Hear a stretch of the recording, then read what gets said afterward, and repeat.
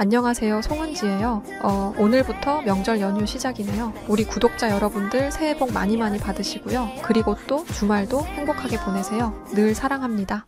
영국 세인트 앤드루스 대학의 저명한 사회학 교수가 한국은 전 세계 204개 국가들 중 유일하게 세상 어느 국가도 할 수 없는 체계를 가지고 있다며 충격과 경악을 금치 못하고 있습니다. 아무리 따라하려고 해도 따라할 수가 없고 시도하려 해도 국민성 때문에 모두가 손사래를 치지만 오직 단 하나의 국가, 한국만이 이런 시스템을 해낼 수 있었고 그들은 따뜻한 집안에서 단 몇 시간 만에 세상의 모든 것들을 만날 수 있음에 경탄까지 할 지경이라고 하는데 세인트 앤드루스 대학의 사회학 교수가 어떤 것들에 놀라워했던 것인지 이야기 지금 시작하겠습니다.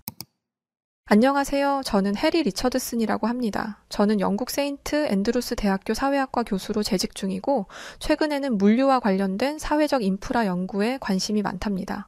특히 현대사회의 도시화와 물류 네트워크가 국민 생활에 미치는 영향을 연구하고 있죠. 제 연구는 주로 유럽, 특히 영국의 물류 시스템이 가진 효율성과 전통적인 구조를 중심으로 이루어집니다. 영국은 오래된 역사를 가진 나라로 물류 시스템 역시 오랜 시간 동안 다듬어져 왔어요. 이를 통해 정밀하고 안정적인 네트워크를 구축했다는 점에서 저는 우리나라의 시스템이 세계적으로도 높은 평가를 받을 만하다고 생각해요. 근래 제 연구 주제는 다른 지역의 물류 시스템과 비교하면서 차이점을 분석하는 데 초점이 맞춰져 있어요. 유럽은 물론이고 북미나 호주 같은 선진국 지역의 사례를 다룬 적이 많았지만 아시아 국가들에 대해서는 연구할 필요성을 크게 느끼지 않았어요. 왜냐하면 아시아의 사회적 인프라가 유럽에 비해 낙후되어 있다고 생각했기 때문이죠. 특히 아시아 국가들은 효율성 측면에서 유럽 수준에 한참 못 미친다는 생각을 가지고 있었어요. 하지만 저는 최근 국제학회에서 흥미로운 보고서를 접했습니다. 그 보고서에 따르면 한국의 물류 시스템은 전 세계에서 가장 빠르고 효율적이라는 평가를 받고 있더군요. 특히 5G 기술과 데이터 기반, 네트워크를 활용한 물류 혁신 사례가 보고서의 중심에 자리 잡고 있었어요. 솔직히 말씀드리면 저는 이 결과를 쉽게 받아들이지 못했어요. 한국, 작은 나라인데 거리가 짧고 물량이 적어서 효율적이라고 착각하는 거겠지? 넓은 대륙으로 이루어진 유럽과는 비교가 안 될 걸. 저는 이렇게 생각하며 그 보고서를 의심했답니다. 그동안 접해왔던 아시아 국가들에 대한 제 경험은 이러한 의심을 더욱 강화했어요. 저는 아시아가 문화적으로도 유럽과는 전혀 다른 사고방식을 가지고 있다고 생각했어요. 한국 같은 나라는 인프라가 부족하거나 있어도 제대로 운영되지 않을 가능성이 크지. 제 머릿속에는 이런 생각이 자리 잡고 있었죠. 그래서 보고서에 나오는 긍정적인 평가들이 어떤 이유에서건 과장되었거나 혹은 특정한 성공 사례만 부각된 것이라고 생각할 수밖에 없었죠. 하지만 그 보고서가 학계에서 큰 관심을 받고 있다는 점은 저에게 학자로서의 도전의식을 불러일으켰어요. 어차피 지금 아시아 쪽을 연구 중이니까 한번 직접 가보자. 실제로 현장을 확인하면 보고서에 나온 내용들이 얼마나 과장되었는지 알게 될 거야. 저는 이렇게 생각하며 한국행 연구 계획을 세우기 시작했습니다. 연구를 통해 한국 물류 시스템의 허점을 찾아내고 그들이 자랑하는 혁신이라는 것이 얼마나 허술한지 증명해 보이려는 의도가 있었어요. 그럼으로써 영국의 물류 시스템이 상대적으로 얼마나 우수한지 반증할 수도 있으니까 말이죠. 솔직히 말씀드려서 저는 아시아 국가들의 국민성에 대하여 신뢰를 하지 못하는 입장이었습니다. 아시아인들은 기본적으로 게으르고 효율적이고 체계적인 사고보다는 즉흥적인 사고를 잘하잖아. 물류란 게 정말 복잡한 건데 이런 국민성으로 어떻게 세계적인 물류 시스템을 만들겠어? 저는 이런 편견을 가지고 있었고 한국을 방문해 그 선입견을 확인할 수 있을 것이라 확신했어요. 그래서 제 논문은 이미 제목까지 염두에 두고 있었어요. 아시아 물류 시스템의 한계와 그 문화적 요인이라고요. 제 연구가 발표되면 한국의 물류 시스템이 과장되었다는 점이 명확히 드러날 것이고 그러면 저의 관점이 옳다는 것이 증명되리라 생각했죠. 그렇게 현장 연구를 위한 한국 방문을 결정하고 한국어를 중급 이상으로 하는 연구원도 확보했습니다. 한국 온라인 쇼핑몰을 실제로 이용하면서 연구를 진행하는 것이 필수였기 때문이죠. 한국으로 가는 비행기를 타면서 저는 스스로에게 이렇게 말했어요. 이 연구는 내 경력에서도 중요한 전환점이 될 거야. 이렇게 좋은 평가를 받고 있는 한국 물류 시스템의 허점을 밝혀내면 내가 그동안 주장해왔던 이론이 더욱 강력한 근거를 얻게 되겠지. 저는 한국에 대한 기대라기보다는 그들의 한계를 증명할 기회를 기대하며 비행기에 올랐습니다. 사실 저는 그때까지 한국이 어떤 나라일지 깊이 고민해 본 적이 없었어요. 그저 최근에 많은 발전을 했다는 뉴스를 가끔 보고 들었을 뿐이었죠. 하지만 그때는 몰랐습니다. 제 생각이 얼마나 잘못된 것이었는지, 그리고 한국에서 경험할 일들이 제 연구뿐만 아니라 제 사고방식까지 완전히 바꿔놓을 운명이라는 것을요.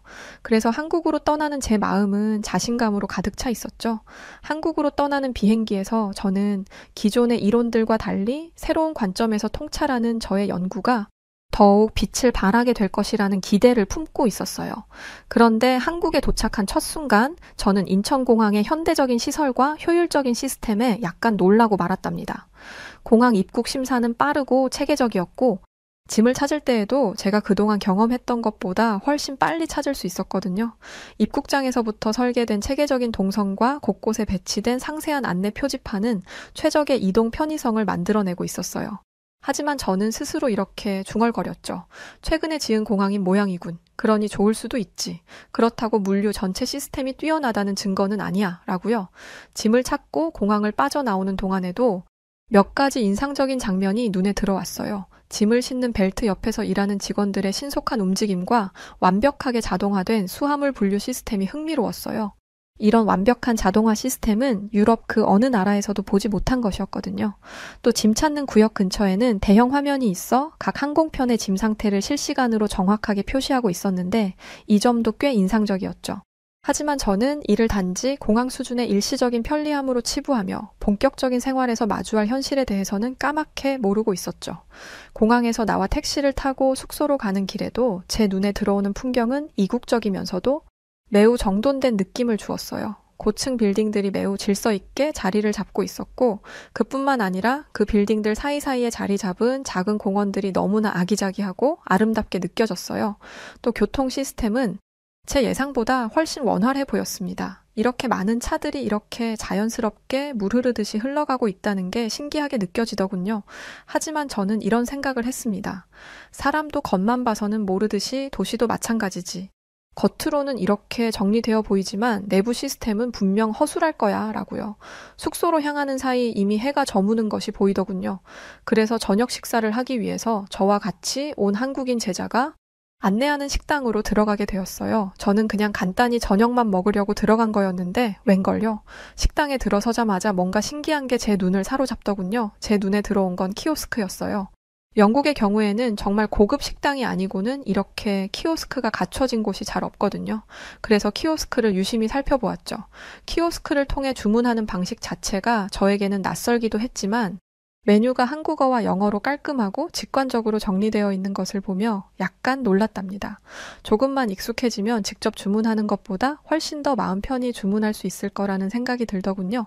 하지만 그게 다가 아니었어요. 제가 주문을 마치고 자리에 앉으니 테이블 사이로 돌아다니는 로봇이 보였어요. 저는 그 모습을 보고 솔직히 좀 많이 놀랐어요. 영국에서는 이런 걸 본 적이 한 번도 없거든요.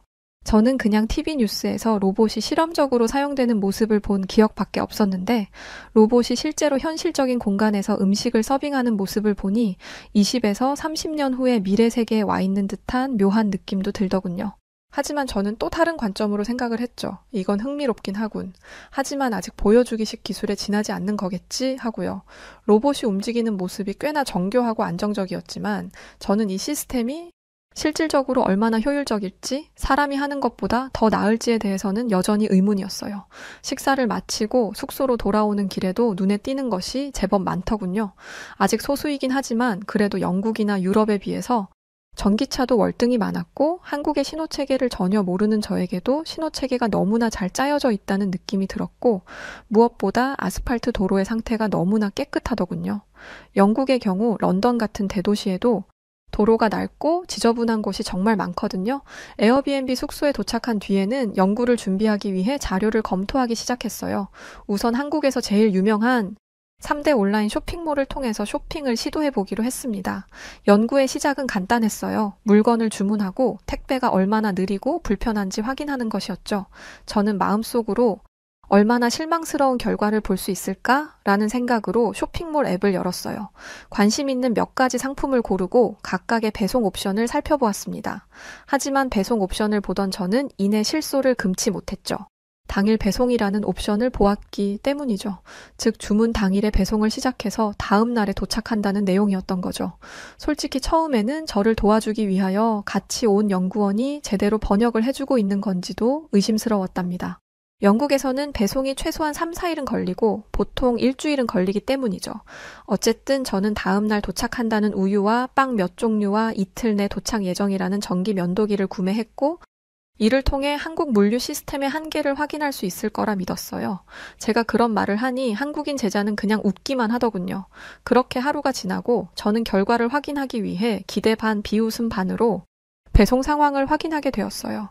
우선 다음 날 도착한다는 우유와 빵이 정확히 약속한 시간에 도착해 있었습니다. 냉장 상태를 유지한 포장도 완벽했고 신선도 역시 전혀 흠잡을 데가 없었어요. 예상치 못한 결과에 저는 처음으로 의아함을 느꼈습니다. 그냥 우연이겠지. 어쩌다 한 번쯤 이런 일이 생길 수도 있지. 하지만 저의 충격은 단지 시작에 불과했습니다. 2일 내 도착 예정이었던 전기 면도기까지 하루 만에 도착해 있더군요. 전혀 예상치 못한 상황에 저는 점점 당혹감을 느끼기 시작했습니다. 하지만 이 모든 것이 시작에 불과하다는 것을 저는 그때는 전혀 알지 못했죠.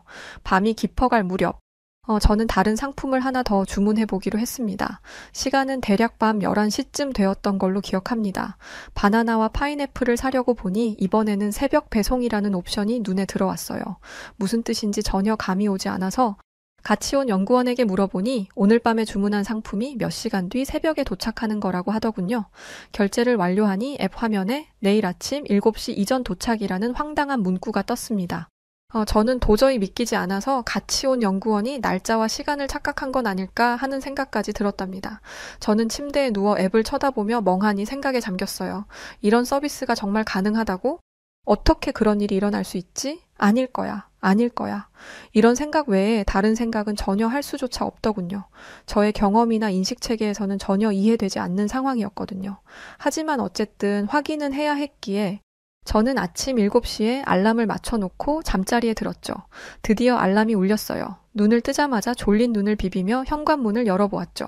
문 앞에는 제가 주문한 바나나와 파인애플이 담긴 작은 상자가 마치 저를 기다렸다는 듯이 너무나 예쁘게 놓여 있었어요. 상자의 포장은 깔끔하고 단단했으며 무엇보다 내용물은 방금 시장에서 구입한 것처럼 신선했고 작은 아이스팩이 함께 들어있어 적정한 온도가 유지되도록 되어 있더군요. 저는 배송이 6시간에서 7시간 밖에 걸리지 않는 것도 도저히 믿기지 않았고 불과 6시간에서 7시간 밖에 걸리지 않는 배송임에도 신선도 유지를 위해서 이렇게까지 신경을 써준다는 사실이 놀랍다는 생각밖에 들지 않더군요. 그런 상황을 앞에 두고 저는 멍해질 수밖에 없었어요. 벌써 도착하다니 어떻게 이렇게 빠를 수 있지? 한국 사람들은 잠을 안 자고 일하나? 아직 믿기 힘들었던 저는 앱에 접속해 배송 기록을 다시 한번 확인해 보기로 했습니다. 앱은 제가 주문한 물건의 경로를 정확히 보여주고 있었어요. 주문 후 바로 물류센터에서 포장이 이루어졌고 새벽 시간대에 트럭을 이용해 지역 분류센터로 이동한 후 마지막으로 제가 있는 지역센터에서 제가 있는 숙소까지 배송되었다는 상세한 기록이 있더군요. 저는 화면을 바라보며 중얼거렸습니다. 이렇게 빨리 배송을 해주는 것도 놀랍고 고맙기까지 한데 이렇게 상세하게 배송 정보까지 올려주다니 고객 입장에서는 너무나 세심한 서비스가 아닌가. 그러다 휴대전화를 보니 제가 자는 동안 택배기사의 친절한 메시지까지 도착해 있었더군요.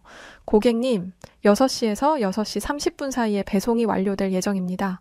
감사합니다. 라고요. 이처럼 세심한 알림과 정확한 시간 관리는 저에게 정말 평생 처음 경험해보는 큰 충격이었어요. 영국에서는 시간은커녕 며칠 날 도착할지조차 알기 힘든 경우가 많기 때문에 그냥 잊어버리고 기다릴 수밖에 없는데 한국에서는 정확한 시간까지 분 단위로 알려준다는 게 너무나 낯설고도 놀라웠어요. 그날 아침 저는 멍한 기분으로 소파에 앉아서 다시 한번 내용을 확인하며 저도 모르게 깊은 생각에 빠졌습니다. 한 번의 우연이라고 치부하기엔 너무 많은 단계가 정확히 진행되고 이렇게 기록까지 정확하게 남아있어. 배송 시스템은 마치 잘 조율된 기계처럼 움직였고 그 결과가 눈앞에 놓인 상자로 증명되고 있어. 그렇다면 도대체 어떻게 했기에 이런 배송이 가능한 거지? 아무리 생각해도 명확하게 답이 떠오르지 않았던 저는 그 다음날 조금 더 복잡하고 시간이 오래 걸릴 것으로 예상되는 물건을 주문해 보기로 했습니다. 이번엔 신선식품이 아닌 조립이 필요한 소형 조립식 가구와 의류를 몇 가지 주문했어요. 그리고 일부러 부품, 사이즈, 색상 등을 가지각색으로 복잡하게 주문을 해봤죠. 그렇게 주문 사항을 다 맞추려면 최소한 하루 이틀은 걸릴 것이기 때문에 절대 이렇게 빨리 배송될 수는 없을 거라고 생각했거든요. 영국 같은 경우에는 이런 식으로 주문했을 때 거의 7, 80%의 확률로 잘못된 물품이 배송되어 재배송했던 경우가 많았기 때문에 떠오른 아이디어였죠. 다음 날 아침 또 한 번 놀라운 일이 벌어졌습니다.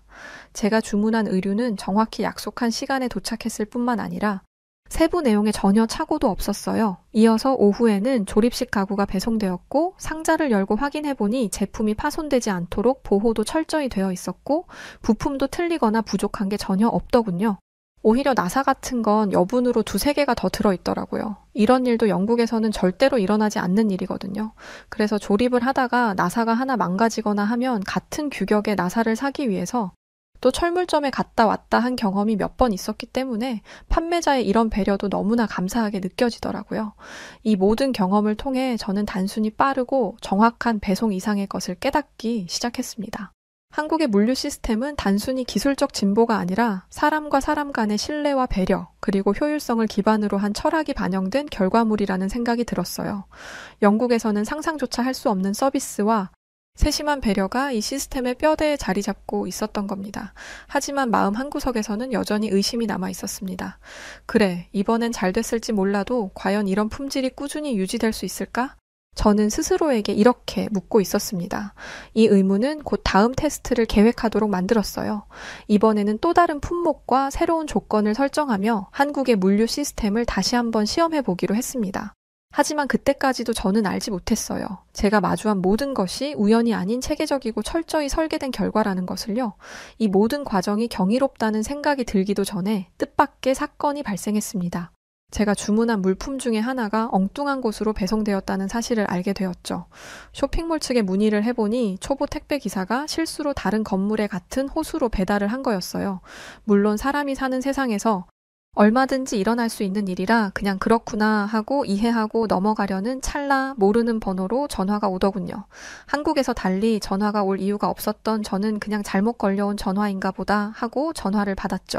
수화기 너머의 언어가 한국어라는 걸 확인한 저는 옆에 있던 연구원에게 전화기를 넘겨주었죠. 통화를 마친 연구원의 말에 의하면 잘못 배송된 집에 사는 청년으로부터 걸려온 전화라고 하더군요. 그런데 그 청년이 이렇게 말했다고 하더군요. 주소를 보니 이 근처라서 불편하지 않으시면 제가 학교 가는 길에 직접 가져다 드릴게요. 라고요. 저는 이 말을 듣고 잠시 말을 잃었습니다. 이런 상황에서 누군가가 기꺼이 직접 물건을 가져다 준다고요? 영국에서는 상상도 할 수 없는 일이었어요. 보통은 물건을 다시 물류센터로 보내고 재배송 신청을 해야 하는 번거로운 절차가 필요했을 겁니다. 또한 내가 시키지 않은 물건이 내 집 앞에 배송되어 왔다? 옳았구나 하고는 물건을 챙기고 난 받은 적 없다며 잡아떼고 남의 물건을 훔쳤을 것이 장담컨대 90% 이상일 테죠. 하지만 한국에서는 전혀 그런 사태가 발생하지 않았고 심지어 물건을 잘못 배송받은 학생은 오히려 저를 배려하며 물건을 직접 전달해주겠다고 한 거죠. 그리고 학생은 약속한 시간에 정확히 나타났습니다. 이 얼마나 놀라운 일입니까? 실제로 이런 상황을 눈으로 보고 직접 경험하고 있으면서도 너무 충격적인 상황에 어안이 벙벙할 뿐이었고 온몸에 소름까지 돋으며 놀라움에 몸이 비틀어질 지경이었습니다. 그는 가벼운 미소를 지으며 제게 택배를 건넸고 그의 태도와 말투에서 진심이 느껴졌어요. 그는 단순히 도움을 주는 것이 아니라 이 일이 당연하다는 듯 행동하고 있다는 생각이 들더군요. 별일 아니에요. 서로 돕는 게 당연하죠. 라고 말하며 머쓱하게 웃는 그 청년을 보며 저는 정말 깊은 감동을 받았어요. 그 청년을 보내고 가만히 생각해보니 이 작은 사건은 단순히 한 개인의 친절로 끝나는 것이 아니라는 생각이 들었어요. 그것은 한국 사회가 가지고 있는 상호 신뢰와 배려의 문화를 보여주는 사례라는 생각이 들더군요. 물론 다 이 청년과 같지는 않겠지만 이런 청년이 있을 수 있는 사회라는 건 정말 대단한 사회라는 생각이 들었어요. 제가 나고 자란 영국 사회와 비교를 해보면 이런 일은 도저히 상상도 할 수 없는 일이었기 때문이죠. 이렇게 모든 상황이 예상 밖으로 돌아가니까 아무런 생각이 들지 않더군요. 나름 지식인이고 논리적이고 합리적으로 사고를 한다는 저였지만 도저히 어떻게 이런 체계적인 시스템이 가능한지 도저히 실마리조차 잡히지 않았다는 게 제 솔직한 심정이었답니다. 무슨 조그만 동네에서 일어나는 일도 아니고 판매자들이나 제조사가 전부 서울에 있는 것도 아닐 텐데 말이죠. 제가 연구하고 있던 각 나라별 물류 네트워크 전체와 비교해봐도 도저히 비교 대상이 없을 정도로 한국의 시스템은 독특하고 이질적인 면을 보였어요. 결국 저는 저희 대학과 자매 결연을 맺고 있는 한국의 대학을 통해서 한국의 대표적인 택배 회사에 연락을 시도했습니다. 그들은 제 연구에 깊은 관심을 가지며 직접 시스템을 보여줄 기회를 주겠다고 했습니다. 특히 그들은 최근에 글로벌 물류 인프라 구축을 위해서 북미 시장 및 유럽 시장과 협력하기 위한 행보를 하고 있었기에 저의 방문을 적극적으로 환영해주는 느낌이 들었어요. 이틀 뒤 저는 택배 회사의 물류센터를 방문하게 되었습니다. 차에서 내려 커다란 건물을 올려다보는 순간 이미 압도당한 기분이 들었어요. 그 건물은 단순히 창고라는 말로는 부족한 거대한 생명체처럼 보였습니다. 안으로 들어가자마자 느껴지는 활기와 복잡함은 마치 거대한 오케스트라의 연주를 듣는 듯한 느낌을 주었습니다. 기계와 인간이 완벽한 조화를 이루며 끊임없이 움직이고 있었어요. 먼저 제 눈에 들어온 것은 끝없이 이어진 컨베이어 벨트였습니다.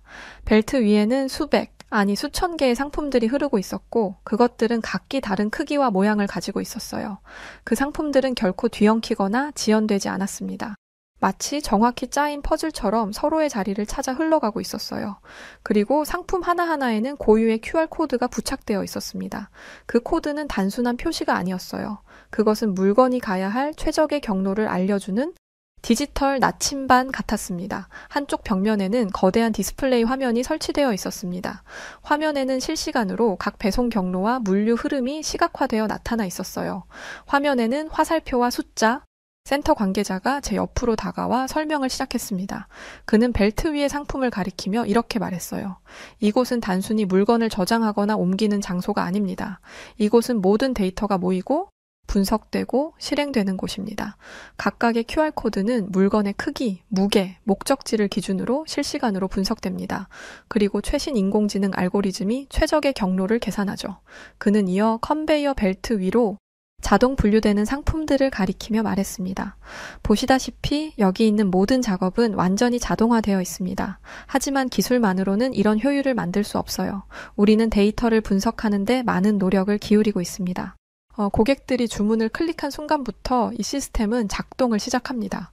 그의 말에 따라 시선을 돌리자 작업자 몇 명이 조용히 움직이며 상품들을 정리하고 있었습니다. 그들의 동작은 기계처럼 정밀했고 어떤 혼란도 보이지 않았어요. 저는 그 장면을 보며 물류센터가 단순히 자동화의 결과물이 아니라 사람과 기술이 함께 만들어낸 결과라는 사실을 느꼈습니다. 그럼 모든 과정이 이렇게 순조롭게 진행되나요? 라고 묻자 관계자는 미소를 지으며 답했습니다. 물론 그렇지는 않죠. 하지만 우리는 발생할 수 있는 모든 문제를 미리 예측하고 준비합니다. 여기에는 사람들의 숙련된 경험과 판단이 꼭 필요합니다. 이 시스템은 기술만으로 운영될 수 없어요. 사람과 기술이 조화를 이루어야만 가능합니다. 이 말을 들으며 저는 이곳이 단순한 기술의 집합체가 아니라고 확신하게 되었습니다. 물류센터는 기계와 인간이 서로 보완하며 만들어낸 조화로운 공간이었어요. 그리고 그 중심에는 데이터를 넘어선 신뢰와 책임감이 자리 잡고 있었습니다. 이 모든 경험은 단순한 연구를 위한 방문이 아니라 한국이라는 사회의 철학을 엿볼 수 있는 중요한 기회로 느껴졌습니다. 이와 비교해 영국과 유럽의 물류 시스템은 훨씬 더 단순하고 어떤 면에서는 비효율적으로 느껴졌습니다.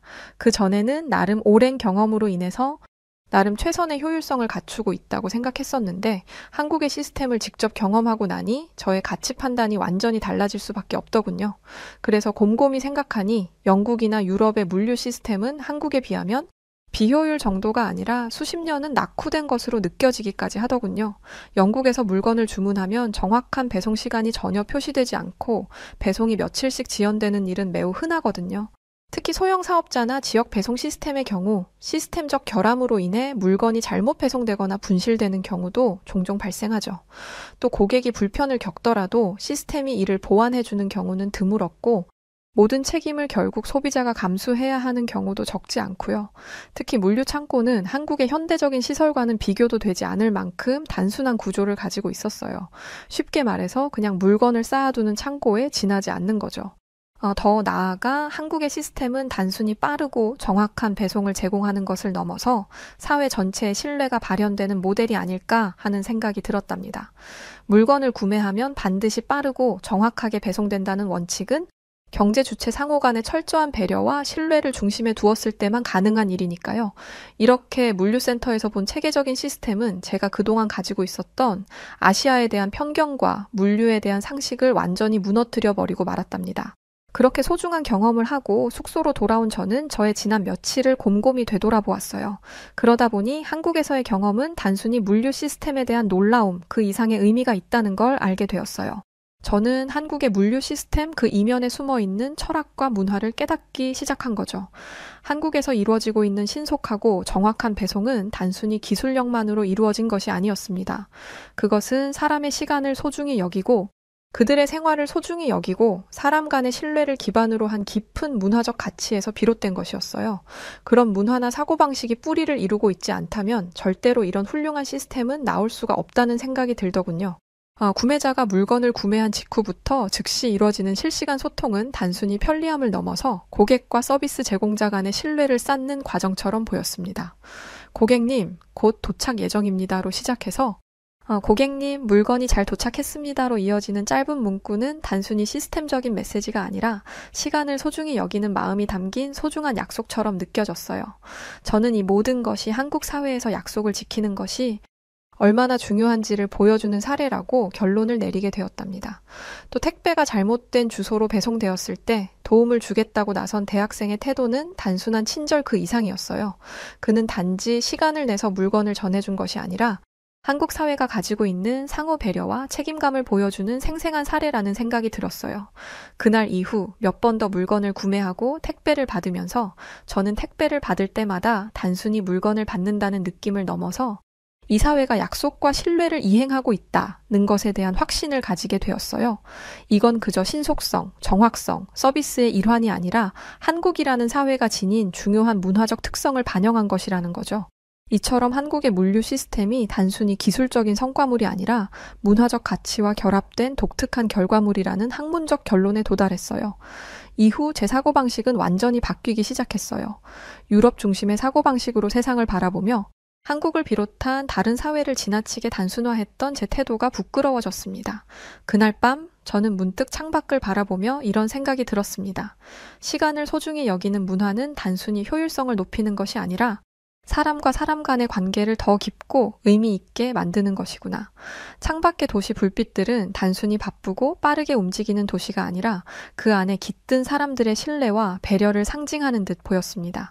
타인을 위해서, 타인의 소중한 시간을 위해서, 그의 소중한 생활과 삶을 위해서, 더 나아가 공동체의 조화와 평화를 위해서 이토록 열심히 일하는 한국 사람들을 생각하니 오랜만에 살짝 눈물이 고이기도 하더군요. 장담컨대 전 세계 어느 국가를 가도 한국과 같은 시스템을 가진 국가는 없습니다. 장담컨대 나중에라도 한국이 가진 이 시스템을 가질 수 있는 나라는 없습니다. 단순한 기술적인 측면을 벗어나는 부분이 있기 때문이죠. 효율성과 기술적 측면이 맞아떨어져 최적의 동선을 구축했다면 이것을 받아들이고 행하는 사람들의 시민의식이 뒷받침되어야만 지금의 한국 물류 시스템을 가질 수 있는데 이게 가능할 수 있는 국가가 있을까요? 전 세계 204개 국가 중 이걸 실현하고 있는 국가는 오직 하나의 국가, 바로 한국입니다. 한국은 시간과 신뢰를 소중히 여기는 민족성을 가진 나라이고 이런 사실적 근거를 바탕으로 전 세계가 배워야 하는 국가입니다. 연구를 마무리하며 제가 한국에서 배웠던 모든 것들을 집약한 표현을 담아 논문을 작성하고 있습니다. 훌륭한 영감을 준 한국과 한국인 모든 분들에게 감사의 마음을 전합니다. 설레는 여행길에 나서 웃음소리가 가득한 인천공항에 불안해 보이는 미국 여성과 한 아이가 손을 붙잡고 비행 탑승을 기다리고 있습니다. 바로 그때 비행 일정을 확인한 후 미국 여성은 아이의 손을 잡고 벌떡 일어서는 순간 아이는 호흡을 하지 못한 채 바닥에 쓰러지고 수많은 인파가 몰리자 미국 여성은 그들을 향해 소리치며 용서할 수 없다는 말을 외치는데 과연 이들에게 무슨 일이 있던 걸까요? 안녕하세요. 저는 딸아이를 키우고 있는 30대 미국 여성 엔젤라 벨입니다. 인생을 이렇게 재미없게도 살 수 있구나 싶을 정도로 우물한 개구리처럼 살아왔어요. 미국은 많은 사람들이 여행을 즐기며 꿈의 여행지라고 불릴 정도로 참 아름답고 흥미로운 곳이 많은데 저는 남편을 만나기 전까지 집에서만 줄곧 생활을 하던 사람이었습니다. 주변 지인들은 여행을 다니기도 했지만 저는 집이 가장 좋은 사람이었죠. 오죽하면 저희 부모님께서 엔젤라, 용돈 줄 테니까 친구들과 만나서 여행 좀 다녀와. 매일 그렇게 집에만 있으면 어떡해. 이런 말씀을 하실 정도였습니다. 집에만 있는 제 자신이 문제라고 느껴본 적은 없었는데 딱 생각을 바꾸게 된 계기가 있었어요. 친한 지인들이 하나둘 결혼을 하고 가정을 꾸리는 것을 보고 들으며 참 안정적인 모습이 인상적이었습니다. 그래서인지 늘 계획 없이 살던 제가 처음으로 목표가 생겼습니다. 아, 나도 안정된 내 가정을 꾸리고 싶다. 집에서 살림하는 것도 좋았고 안정적인 내 가족이 생기길 간절히 바라고 있다는 것을 이때 알았어요. 누군가를 사귀려면 정말 밖에 나가기도 하고 사람들을 만나야 했는데 저는 이걸 제대로 하지 못했죠. 무작정 누군가를 만날 수는 없으니 저는 내면을 채우며 제가 좋은 사람이 되어 좋은 사람이 오길 기다렸습니다. 부족한 공부를 하기도 했고 평소 좋아하던 꽃을 다듬으며 기분 전환을 하고 지인들에게 선물도 했어요. 그렇게 밖에서 활동이 많아지고 내면을 채우다 보니 정말 좋은 사람이 제 앞에 나타났습니다. 소개로 만나게 된 남편은 외교관이었고 그를 볼 때면 참 멋진 모습에 미소가 멈추지 않았어요. 본인의 일을 사랑하는 사람이었고 책임감과 성실함에 저는 이 사람과의 미래를 그릴 수 있었습니다. 결혼할 사람을 보면 단번에 알아챌 정도로 느낌이 온다고 하기에 늘 그 느낌이 궁금했어요. 그런데 남편을 보고 만나는 시간이 길어질수록 이 사람이구나 라는 감정이 들었습니다. 대단히 잘난 사람은 아니었지만 적어도 한평생을 같이 하며 즐겁고 안정적으로 살 수 있을 거라 확신했어요. 남편은 추진력까지 있어 연애와 결혼까지 그야말로 일사천리로 단숨에 하게 되었어요. 결혼 후 저는 동네 마트에서 일을 하며 지냈습니다. 제가 벌어오는 돈이 넉넉하지는 않았지만 남편은 그런 제게 늘 용기를 줬어요. 큰 돈은 남편이 벌어올 거니 저는 소소하게 제 용돈벌이만 해도 괜찮다고 했습니다. 말 한마디를 해도 참 배려가 들어있는 남편의 말을 들으며 늘 똑같이 의미 없는 삶을 살던 저는 이제야 비로소 저도 쓸모있는 사람이라는 생각이 들었어요. 흔히들 말하는 자존감이 남편을 만나고 안정적으로 높아진 것입니다. 그렇게 마트 일을 하고 남는 시간에는 집안 살림을 하며 지내던 중 뱃속에 아이가 생겼어요. 저희 부부에게 찾아온 이 축복은 말로 다 표현할 수 없을 만큼 행복했습니다. 남편은 제가 조금이라도 무리하는 것이 싫다며 취미 생활을 즐기고 태교를 하며 하루하루를 여유롭게 보내길 바랐어요. 남편의 제안에도 고민이 많았지만 점점 주수가 찰수록 몸이 힘든 게 느껴져 마트 일을 그만두게 되었습니다. 그렇게 소중히 10달을 품은 아이가 태어난 후 육아에만 전념하며 살았어요. 드디어 제가 꿈꾸던 아름다운 내 가정 안에서 내 가족을 위한 시간을 보내며 살게 되어 저는 너무나 행복했습니다. 누군가에게는 평범한 듯한 이 일상이 제게는 참 소중했고 만족스러운 삶이라 생각하며 지냈어요. 그러던 중 저희 가족에게 첫 번째 위기가 다가왔습니다. 퇴근 후 집에 와서 아이와 제게 다정하던 남편의 모습은 사라지고 표정이 어두웠어요. 저는 그런 남편이 걱정스러워 물었습니다. 당신 요즘 무슨 힘든 일이라도 있는 거야? 밥도 잘 못 먹고 표정이 너무 어두워서 걱정돼. 평소에 남편이라면 제게 무슨 일이 있다고 말을 해줬을 텐데 의외의 대답을 했죠. 아무 일도 없어, 걱정 마. 처음 들어보는 낯선 목소리와 단답의 말투는 많은 생각을 들게 만들었습니다. 그렇지만 제가 걱정할 행동을 할 사람이 아니기에 시간이 지나면 말을 해줄 것이라 믿고 기다렸어요. 그렇게 일주일 정도 흐른 뒤 남편은 제게 입을 열었습니다. 엔젤라, 정말 어려운 얘기를 해야 해서 고민이 많았어. 사실 한국 지사로 발령이 나서 그곳에서 한 1년 정도 지내야 하는 상황이야. 애도 아직 어리고 아무래도 타국으로 가는 게 어려울 것 같아서 안 가려고 해봤는데 그럴 수가 없어. 근데 나는 혼자 갈 자신도 없고 정말 어려운 선택이지만 우리 가족 다 같이 1년 정도 한국에 가서 살다 오는 거 괜찮을까? 남편이 이렇게 고민을 했던 이유를 누구보다 저는 잘 알고 있었어요. 제가 미국 내에서도 여행조차 안 할 정도로 집에만 있는 성격인데 비행시간만 10시간이 넘는 한국을 가서 터잡고 살 사람이 아니었죠. 남편의 말을 듣고 고민이 많아졌고 머리가 복잡해졌습니다. 솔직한 심정으로는 가기 싫었어요. 그렇지만 가족이 떨어져 지내는 것을 원치도 않았고 그 먼 타국에 남편 홀로 보내는 것은 더욱 싫었습니다. 저는 남편에게 내가 생각할 시간을 줄 수 있어? 라고 말한 후 고민에 빠졌어요. 그리고 한국에 대해 아는 정보가 너무 없어서 검색을 해가며 찾아봤습니다. 아이를 데리고 가야 했기에 그곳에서 과연 아이가 적응을 할 수 있는지가 가장 중요했고 한국은 어떤 곳인지 그 자체가 궁금하기도 했어요. 세심하게 살펴본 것도 아닌데 언뜻 봐도 한국이 아이를 키우기에 나쁘지 않은 환경이라는 것을 알 수 있었습니다. 실제로 미국에서 한국 유학을 선택하는 경우도 많다고 했죠. 저는 아이가 지내기 괜찮은 환경이라면 그걸로 다 상관없었어요. 한국 다 같이 가자. 가족이 떨어져 지낼 수는 없잖아. 그 길로 저희 부부는 아주 바쁜 나날을 보냈습니다. 미국 집은 1년간 빈집으로 있어야 했기에 정리할 것은 정리를 했고 한국에서 지낼 곳을 찾고 아이가 다닐 유치원도 알아봤죠. 아이가 유치원을 다닐 나이라 가자마자 보내는 것이 한국에 적응하기 빠를 것이라 해서 가장 집중해서 알아봤습니다. 남편 회사 측에서 집을 구하는 것은 도움을 줘서 어렵지 않게 구할 수 있었어요. 결정을 하고 한국으로 가기까지 한 달 정도 시간이 걸렸는데 한 달이라는 시간이 그 어느 때보다 정말 빠르게 흘러갔습니다. 물론 한국까지 가는 비행 시간만 해도 만만치 않았어요. 저희 가족이 이렇게 장시간 비행을 하는 것은 물론이고 아이가 태어난 후 새 식구가 비행을 하는 것 자체가 처음 있는 일이라 걱정이 많았습니다. 혹여나 아이가 비행 중에 적응하지 못해 울고불고 난동을 부릴까 걱정을 했죠. 가기 전부터 내내 비행기에서 지켜야 할 에티켓을 아이에게 알려주긴 했지만 아무래도 잘 알아듣지 못하는 것 같았어요. 처음 비행기를 탔을 때 아이는 너무 신기하다며 하늘을 보고 기내식도 잘 먹었습니다. 그런데 점점 시간이 흐를수록 답답하다며 내리고 싶다고 울고 뛰어다니고 싶다고 보챘어요. 성인에게도 미국과 한국 비행 시간은 너무도 길게 느껴지는데 어린아이는 오죽할까 싶었습니다. 혹시 몰라 좋은 자리를 비싸게 주고 사둔 터라 많은 사람들에게 피해를 주지는 않았어요. 또한 한국 승무원분께서 어린아이들은 힘든 게 당연하다며 함께 놀아주시기도 하고 정말 감사했습니다. 한국인들도 마찬가지겠지만 미국인들은 이렇게 서로에게 피해를 주는 것을 극도로 싫어해요.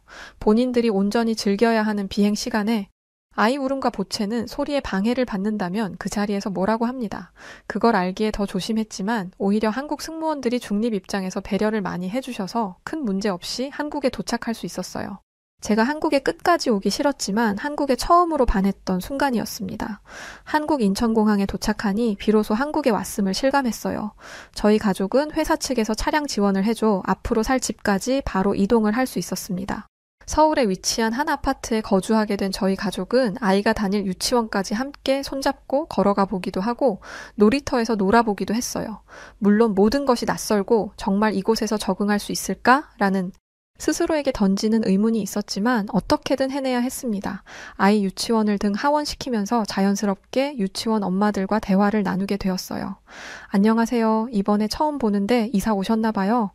햇살 반 아기 엄마예요. 저는 이때 한국말을 아예 할 줄 몰라서 서로 번역까지 해가며 소통해야 하는 번거로움이 있었는데 유치원 엄마들은 저를 놓지 않았어요. 제가 어떤 사정으로 이 먼 땅까지 왔는지 모두 대화를 나눠 오히려 제게 그랬습니다. 원래 낯선 곳에서 제일 서러운 법이니까 우리랑 친구하고 같이 잘 지내봐요. 한국인이든 미국인이든 뭐가 중요해요? 다 똑같이 애 키우는 엄마잖아요. 저는 운이 좋은 사람이었습니다. 따뜻한 유치원 엄마들은 늘 저를 먼저 챙겨줬고 아이에게 먹일 한국 음식들도 제게 싸다 주곤 했어요. 이거 먹일 때 살짝만 데워서 먹이면 끝이에요. 아주 간단해요. 한 5분 정도만 살짝 데우면 바로 먹을 수 있고 이거는 애 밥 안 먹을 때 밥이랑 그냥 비벼서 주면 뚝딱 잘 먹을 거예요. 너무 고마운 엄마들이라 저는 단체 선물을 돌리며 감사한 마음을 표현하곤 했습니다. 그렇게 유치원 엄마들과 친해지면서 자연스럽게 한국 문화와 교육 문화를 익히게 되었어요. 애들이 유치원 끝나고 함께 키즈 카페에 가는 날이 있었죠. 카페를 가자고 하기에 저는 커피를 마시는 그런 카페인 줄 알았는데 그야말로 애들에게 천국 같은 곳이었습니다. 저희 딸도 난생 처음 가보는 키즈 카페에서 시간 가는 줄 모르고 땀까지 흘리며 얼마나 놀았는지 몰라요. 애들은 저렇게 애들끼리 뛰어놀고 엄마들은 따로 앉아 커피를 마실 수 있다니 신세계였습니다. 아이도 놀 수 있지만 이 시간에 저는 한국 엄마들에게 배우는 게 많아서 좋았어요. 이렇게 대화를 나누면서 제게 많은 것을 알려줬습니다.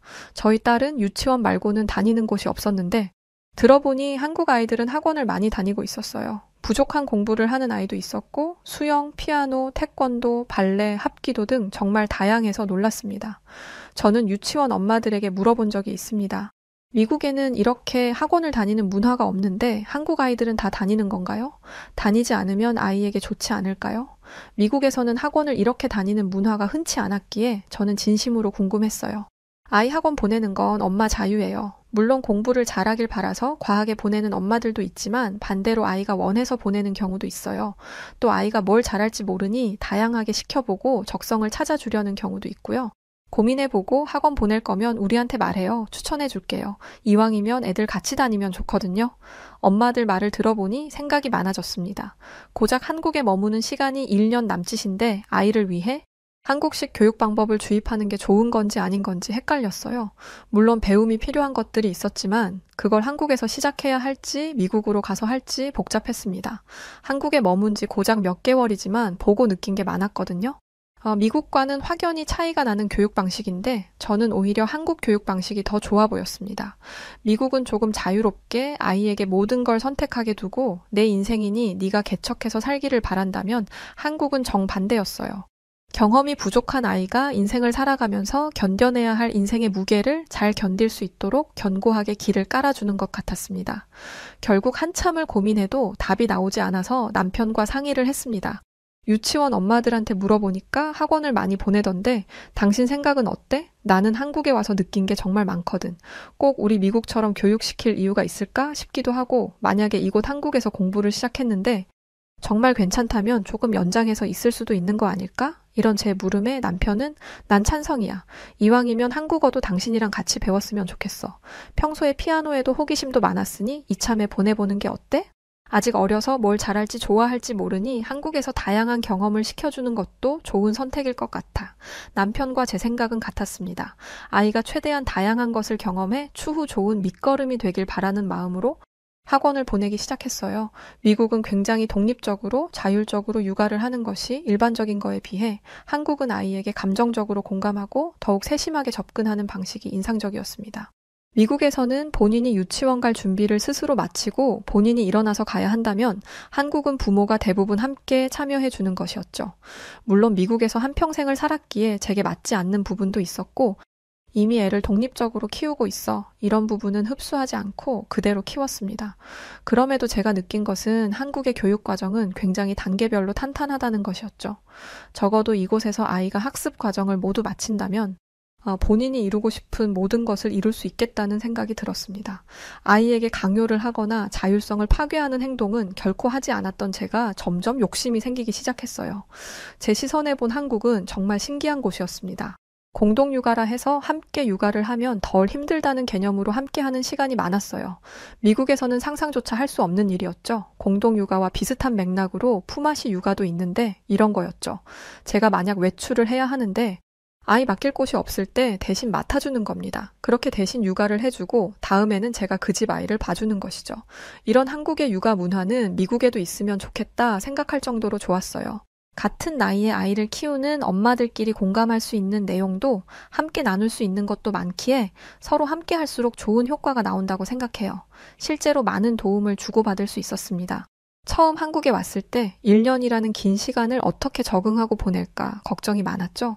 지나고 보면 1년이라는 시간 동안 저는 미국에 있을 때보다 더 많이 웃었고 집에 있는 시간이 없을 정도로 아이와 함께 밖에서 참 많은 시간을 보냈습니다. 그리고 저희 모녀 옆에는 늘 한국 유치원 엄마들과 아이들이 있었어요. 제가 외국인이라 어색하고 어울리기 싫을 수도 있는데 한국 엄마들은 그런 내색 하나 없이 저를 참 많이 도와줬습니다. 아이 교육 문제뿐 아니라 더 저렴하게 장 보는 방법, 살림을 잘하는 방법, 한국 음식 만드는 방법 등등. 저는 도움만 받은 1년이라고 할 수 있었어요. 걱정한 시간이 무색할 만큼 1년이라는 시간이 너무 빨리 흘러가 버렸습니다. 한국에 처음 왔을 때는 추운 겨울이었는데 더운 여름이 지나고 낙엽 떨어지는 가을을 보내니 다시 처음 만났던 추운 겨울이 왔죠. 이맘때쯤 제가 많이 울적한 모습을 보여 남편이 걱정을 많이 했습니다. 엔젤라 괜찮아? 한국에서 사람들이랑 정이 많이 들었지? 막상 가려니 나도 시원섭섭한데 매일을 함께한 당신은 오죽할까 싶네. 그러지 말고 떠나기 전에 사람들 모두 초대해서 파티 한번 할까? 스스로가 도대체 왜 이렇게 울적한지 이해할 수 없을 정도로 꽤 힘들었습니다. 괜찮아. 다들 바쁜 사람들인데 파티까지 열 필요가 뭐가 있어. 조용히 인사하고 떠나는 게 맞지. 거리가 좀 멀어야 놀러 오라는 말을 할 텐데 10시간이 넘는 비행을 하고 정말 누가 와줄까 싶은 생각이 들다 보니 이게 영원히 마지막일 것 같았습니다. 너무 좋은 사람들을 만나 1년 동안 인생에서 느껴보지 못한 감정과 생각을 하며 엄마로서도 한 사람으로서도 많이 성장했는데 이웃 한국인들과 헤어지는 게 싫었어요. 물론 슬펐지만 저희 가족이 원래 있던 자리로 돌아가야 했기에 최대한 내색하지 않으려 노력했습니다. 남편은 끝까지 마무리를 하고 와야 했고 저는 미국에서 살던 집을 정리하기 위해 아이와 남편보다 며칠 먼저 떠나기로 결정했어요. 이제 정말 떠날 시간이 다가왔어. 한국에서의 모든 시간이 참 좋았어. 여기서 계속 살면 좋을 것 같기도 한데 참 아쉽네. 한국에 올 때도 갈 때도 선택권이 없는 게 너무 속상해. 서운함에 남편에게 투정을 부리기도 했고, 그렇게 정말 떠날 준비를 끝냈고, 모두에게 진심을 담은 인사를 했죠. 너무 먼 곳이지만 언젠가 기회가 된다면 꼭 미국으로 놀러 와줘요. 내가 언제라도 기다릴게요. 처음 한국에서 1년을 산다고 생각했을 때 정말 막막해서 눈물이 났지만 엄마들과 함께 보낸 한국의 1년은 제 평생 살아온 시간 중 가장 행복했던 시간이었어요. 저를 있는 그대로 받아주고 한국에서 잘 적응해서 살 수 있도록 도와주셔서 진심으로 감사합니다. 제가 지금은 이런 말밖에 할 수 있는 게 없지만 꼭 우리 미국 집으로 놀러와 주신다면 은혜 꼭 갚을게요. 모두 건강하고 우리 화상 채팅도 종종 하면서 그렇게 지냈으면 좋겠어요. 한국 엄마들에게 마지막 인사를 하는데 눈물이 나더라고요. 꾹 참으려 했지만 모두 눈물을 훔치며 또 웃으며 그렇게 마지막 인사를 했습니다. 인사까지 하고 나니 정말 모든 게 끝이 났구나 실감을 했어요. 그렇게 미국으로 돌아갈 채비를 했고 아이와 길을 나섰습니다. 아이를 데리고 먼저 온 인천공항은 단둘이라 조금 무서웠는데 하필 아이 몸이 좋지 않아서 신경이 더욱 날카로웠어요. 그래도 한국 소아과 약은 정말 잘 들어서 미리 타온 약을 먹이고 대기를 하는데 기상 악화로 비행기가 지연되면서 아이 컨디션은 더욱 좋지 않아졌죠. 몸에 힘이 쭉 빠지더니 저를 보는 아이의 시선이 흐릿해지기 시작했어요. 이 상태로 10시간이 넘는 비행을 하면 아이가 큰일이 날 것 같아. 비행 일정을 바꾸려는데 아이가 쓰러졌습니다. 저는 너무 놀라 순간 머리가 하얘졌고 아이를 붙잡고 울기만 했어요. 그런데 놀랍게도 우는 저를 뒤로 하고 한국 사람들이 대처를 하기 시작했습니다. 아이 평소 아픈 곳 있나요? 여기 공항에 병원 있으니 우선 그쪽으로 빨리 가시죠. 어머니 정신 없으시니 제가 안고 뛰겠습니다. 짐 챙기시고 천천히 오세요. 도와달라는 말도 한마디 안 했는데 한국 사람들은 나서서 아이를 공항에 있는 병원으로 안고 뛰었습니다. 이후 저를 진정시키며 의사와 대화를 나눌 수 있게 해줬어요. 아이 증상에 대해서 말을 하고 모든 검사를 진행하게 되었습니다. 저는 여기서 놀란 게 한두 가지가 아니었습니다. 어떻게 공항에 이런 병원이 있는지, 한국 사람들의 온정은 어디까지인지 얼떨떨했어요. 우선 아이가 갑자기 쓰러져 영문도 모른 채 답답한 상황이라 저는 한국인들의 도움을 받으며 공항 내 병원으로 향했습니다. 사실 이것만으로도 많이 놀랐지만 제가 놀란 것은 여기까지가 아닙니다. 한국 의료 수준 굉장하다는 것은 어느 정도 알고 있었습니다. 미국과 달리 정말 신속하게 병명을 파악하고 조치를 해줬어요. 저희 아이는 지병이 없는 아이였기에 단순 감기로 인한 고열 정도로 생각했어요. 그런데 믿고 싶지 않은 일이 벌어지고야 말았습니다. 아이가 급성 백혈병이었고 공항 내 병원에서는 구급차를 불러 대학병원으로 인계를 해주셨어요. 병원까지 도대체 무슨 정신으로 간 건지 정신을 차릴 수가 없었습니다. 제가 이렇게 놀랐던 이유는 이미 한국에 오기 전에, 그러니까 1년 전에 아이 몸에 문제가 없는지 전체적으로 검사를 한번 했었어요. 먼 타국으로 가니 혹시라도 문제가 없으니 해서 말이죠. 그때 저희 애는 너무 건강하다는 진단을 받았는데 어떻게 백혈병일 수 있는지 믿을 수가 없었어요. 병원에 도착해서 아이는 정밀 검사에 들어갔고 저는 눈물이 났지만 보호자로서 밟아야 하는 절차가 있어 하나씩 해내고 있었습니다. 한참 정신이 없는 제게 누군가 다가왔습니다. 한국의 대학병원에는 국제진료센터가 별도로 있어서 제가 한국말을 못해도 아무 무리 없이 이용할 수 있었어요. 공항 내 병원에서 소견서를 받아서 갔던 터라 도착해 정밀검사를 시행했죠. 한국의 체계적인 의료 시스템에 저는 놀랐습니다. 어느 정도 정리를 하고 남편에게 연락을 하고 검사가 끝나길 또 남편이 오길 기다리는 동안 하염없이 무너져 울기만 했습니다. 아이는 백혈병이 맞았고 당장 치료를 해야 했어요. 여기서 저희 부부에게 두 가지의 선택권이 있었습니다. 한국에서 치료를 할지, 미국으로 당장 넘어가서 치료를 할지 말이죠. 한국 의사는 저희에게 그랬어요. 아픈 아이를 무리하게 긴 비행 시간을 거쳐 미국으로 가는 걸 추천하고 싶지 않아요. 저희 병원 그리고 제가 충분히 건강하게 되돌릴 수 있습니다. 한시라도 빨리 아이를 위해 치료가 들어가야 해요. 한국의 의료 수준이 높다는 것은 알지만 너무 잘 알지만 그래도 백혈병은 너무 큰 병인데 타국에서 치료하는 게 맞을지 혼란스러웠어요. 한참을 고민하다 저는 남편에게 그랬죠. 나는 한국을 믿고 싶어. 아니 믿어. 오히려 미국보다 더 건강하게 원래처럼 되돌려 놓을 거야. 여기 남자 우리. 제 말 끝에 바로 입원 절차를 밟고 앞으로의 치료와 수술 상황에 대해서 전해 들었습니다. 많이 고단했던지 울다 지쳐 잠든 아이 손을 붙들고 소리도 못 내고 한참을 울었어요. 엄마가 정말 미안해. 이렇게 아픈 동안 엄마가 아무것도 몰라줘서 미안해. 제가 조금만 더 신경을 썼더라면 아이가 아프지 않았을 텐데 후회가 가득했습니다. 표정도 없이 그저 아이 앞에서만 밝은 척 웃으며 병상 생활을 시작했어요. 대신 아파주고 싶은 이 마음은 굴뚝 같은데 정작 옆에서 해줄 수 있는 게 아무것도 없다는 이 허탈함이 저를 더욱 괴롭게 했습니다. 병원 사람들이 말을 걸어도 뭐라고 하는지도 모르겠고 아이가 아파서 우니 다른 사람들에게 피해를 주는 것 같아 죄송하다고 해도 그들이 알아듣지도 못하고 힘들었어요. 1년이라는 시간 동안 한국어를 꽤 배우긴 했는데 아무런 말이 나오지 않았습니다. 그때 유치원 엄마한테 전화가 왔고 한참을 울며 전화를 했어요. 내가 이래놓고 무슨 엄마겠어? 난 엄마 자격도 없어. 나는 애가 이렇게 아플 동안 아무것도 몰랐어 나는. 그런 제게 유치원 엄마는 그랬습니다. 그게 왜 엔젤라 탓이야? 아이가 아픈 건 엄마 잘못이 아니야. 냉정하게 들릴지 모르겠지만 애가 아픈 걸 엄마가 어떻게 막아. 그저 아픈 아이가 더 아프지 않고 빨리 치유할 수 있도록 엄마가 같이 해주는 거지. 묵묵히 그 자리 지키면 돼. 무너지지 마. 엔젤라는 내가 본 사람 중 가장 강한 엄마야. 한동안 정신을 못 차렸는데 이 통화를 끝내고 점점 정신이 들기 시작했습니다. 그렇지?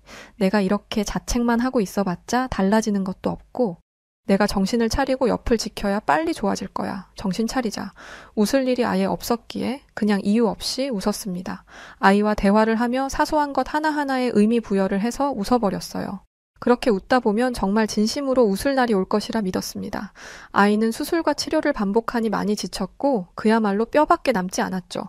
안 그래도 살집이 없는 애가 밥도 제대로 먹지 않고 버티기 힘들었을 겁니다. 제가 울고 힘들어하면 애가 더 불안해할까봐 일부러 더 강하게 아이에게 말했어요.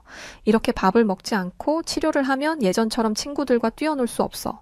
유치원도 갈 수 없을 거야. 병원에 있는 게 싫다면 정해진 시간에 나오는 이 밥을 다 먹어야 해. 건강해져야 이곳에서 나갈 수 있는 거야. 이런 제 단호함에 어느 날은 울고 어느 날은 제 말을 듣고 밥을 먹기도 했습니다. 아이와 제게 병원에 있던 이 시간은 기억에서 지우고 싶은 괴로운 시간이었어요. 잠든 아이를 두고 잠시 바람을 쐬러 나왔는데 마침 유치원 엄마에게 전화가 왔습니다. 딱 재우고 나왔는데 너무 반갑네. 나 이제 정신 차렸어요. 정말 괜찮아. 그러자 유치원 엄마는 뭘 정신 차려? 몰골이 이게 뭐야? 라고 말하는데 소리가 너무 가까이 들리는 겁니다. 뒤를 돌아보니 유치원 엄마들이 모두 저를 보러 와줬어요. 어떻게 이 시간에 여길 왔어? 다들 어떻게 왔어요? 유치원 엄마들은 진작에 오려고 했는데 아이와 제가 너무 힘들 것 같아서 조금 안정되면 오려고 기다렸다고 했죠. 그냥 온 것도 아닌 평소 아이가 잘 먹던 반찬과 제가 먹을 반찬까지 정말 한가득해서 와줬습니다. 엔젤라, 무슨 말을 해도 위로가 안 된다는 거 잘 알지만 엄마니까 할 수 있어. 그리고 우리가 있잖아. 언제든 연락하고 우리가 할 수 있는 건 다 도울게. 같이 이겨내보자. 그녀들의 말은 정말 제 가슴을 울렸습니다. 그날 이후에도 반찬이 떨어질 때쯤 와서 또 해다주고를 몇 번이고 반복했어요. 그 덕분에 병원 밥을 잘 먹지 않던 아이도 밥을 한 공기씩 비우기 시작했죠. 한국의 의료체계도 정말 만족스러웠습니다. 아이의 경과는 매우 좋은 편이었고 빠르게 호전되었어요. 몇 개월이 넘도록 눈물로 보내다 보니 드디어 돌아갈 수 있는 날이 찾아왔습니다.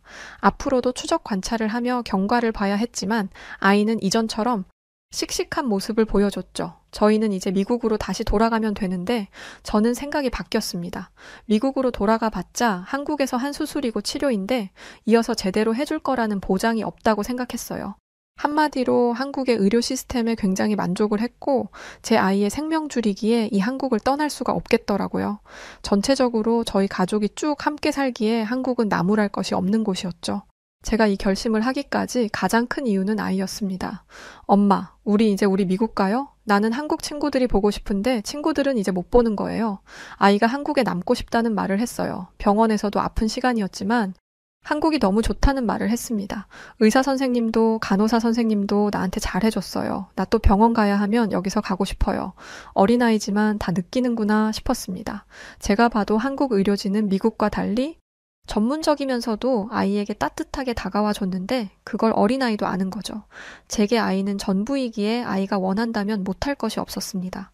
아무리 만족하고 좋았던 한국이라고 해도 이민을 할 생각을 하는 것은 꽤 고민스러웠지만 아이를 위해서 결정했어요. 혹여나 추후 몸에 또 문제가 생긴다면 무조건 한국 병원으로 갈 것이라 생각을 했기에 저희 가족이 한국에 더 머물지 않을 이유는 없어 큰 결정을 하게 되었습니다.